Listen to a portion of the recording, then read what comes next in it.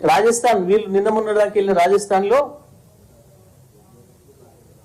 89,000 కోట్ల నష్టాలు ఉన్నాయి విద్యుత్ సంస్థలకి. అప్పు 53,000 కోట్ల అప్పు ఉంది. వీరు వెళ్ళిన రాజస్థాన్లో నిన్నటి వరకు ఉన్న రాజస్థాన్లో 53,000 కోట్ల అప్పు,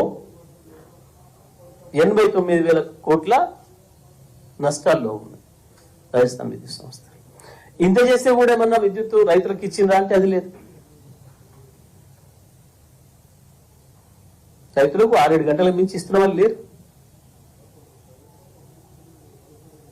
అప్పు చేసిమా, అడుకొచ్చిమా, ఇంకోటి చేసిమా, ఇక్కడ రైతులకు కడుపు నిండా ఇచ్చినాం మేము.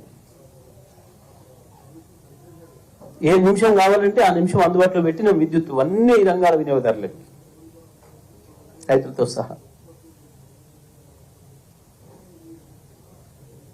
అడ్డు కూడా అబద్ధాలు మాట్లాడారు, ప్రజల ముందర నవలపాలైనరు. దేనికి ఇదంతా? చేతగాక, ప్రభుత్వాన్ని నడపడం రాక, అడ్డగోలుగా అవే మారిన హామీలు ఇచ్చి ప్రజల ముందు దోషులుగా నిలబడతామనే భయంతో తప్పించుకోవడానికి అబద్ధాలు పదే పదే పదే పదే మాట్లాడుతున్నారు.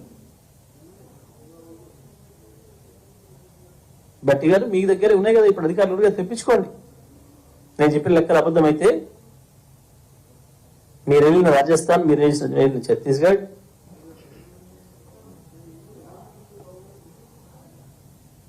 ఇవాళ మీరు వెళ్తున్న కర్ణాటక, మధ్యలో మీరు వచ్చిపోయిన మహారాష్ట్ర, ఆ తర్వాత మధ్యప్రదేశ్, ఇన్ని రాష్ట్రాలు కూడా అప్పులు ఉన్నాయి, నష్టాల్లో ఉన్నాయి. మధ్యప్రదేశ్ అప్పు నష్టం 56,000 కోట్లు, ఉత్తరప్రదేశ్లో 70,000 కోట్లు, ఏపీలో 25,000 కోట్లు, మహారాష్ట్రలో 25,000 కోట్లు.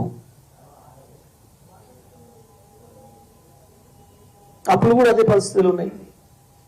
ఉత్తరప్రదేశ్ అప్పు 81,000 కోట్లు, మధ్యప్రదేశ్ అప్పు 50,000 కోట్లు, రాజస్థాన్ అప్పు 53,000 కోట్లు, తమిళనాడు 145 లక్షల కోట్లు.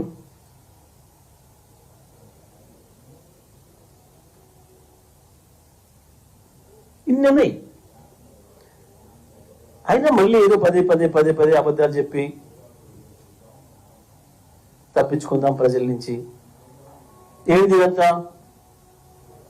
24 గంటల విద్యుత్తును ప్రజలకు ఇవ్వలేక, ఇవ్వటం రాక, మేనేజ్మెంట్ తెలియక తప్పించుకునే ప్రయత్నం. తప్పించుకోలేరు ప్రజల నుంచి. ఇవాళ పోయి అదేదో మాట్లాడాడు, sub critical, super critical technology గురించి. భారతదేశంలో ఇవాళ అన్ని రాష్ట్రాలలో ఇంకా సబ్ క్రిటికల్ టెక్నాలజీతో నడుస్తున్న విద్యుత్ యూనిట్లు ఉన్నాయి. ఇంకా కూడా నిర్మాణంలో ఉన్నాయి కొన్ని. దాదాపు 16 రాష్ట్రాలలో ఇంకా ఈ సబ్ క్రిటికల్ టెక్నాలజీతో నడుస్తున్న ప్రాజెక్టులు ఉన్నాయి.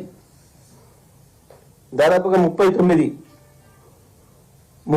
ప్రాజెక్టులు సబ్ క్రిటికల్ టెక్నాలజీతోని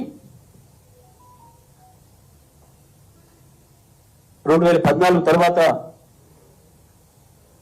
పూర్తయి నడుస్తున్నాయి.